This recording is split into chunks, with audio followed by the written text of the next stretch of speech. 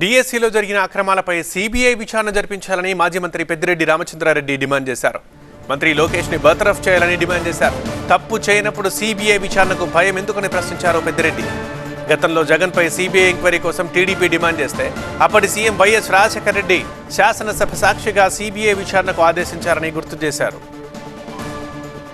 CBI enquiry నువ్వు అడిగినప్పుడు రాజశేఖర రెడ్డి గారు శాసనసభ సాక్షిగా శాసనసభలోనే అనౌన్స్ చేసి జగన్మోహన్ రెడ్డి గారి మీద సిబిఐ ఎంక్వైరీ వేయడం జరిగింది. అది తప్పు చేశాడా లేదా ఏది కూడా ఆలోచించకుండా నేరుగా అడుగుతానే ఆయన సమాధానం సిబిఐ ఎంక్వైరీ వేయడం జరిగింది రాజశేఖర రెడ్డి గారు. మరి అందరూ గగ్గోలు పెడుతూ ఉన్నారు, సిబిఐ ఎంక్వైరీ చేయాలా ఈ మెగా డిఎస్సి మీద, ఇదంతా కూడా గోల్మాల అయింది, మోసం చేశారు, కొన్ని కులాలకు ఇచ్చారు, కొన్ని రాజకీయ పార్టీలకు సంబంధించిన కార్యకర్తలకు ఇచ్చారు.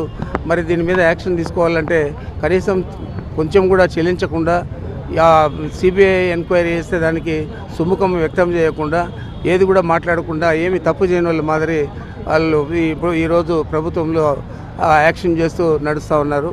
మరి దీని మీద మేము డిమాండ్ చేస్తూ ఉన్నాం. ఇప్పుడు కూడా దీని మీద సిబిఐ ఎంక్వైరీ వేయాలా, తప్పకుండా తప్పు చేసిన లోకేష్ను తక్షణమే మంత్రిగా బర్తరఫ్ చేయాలా.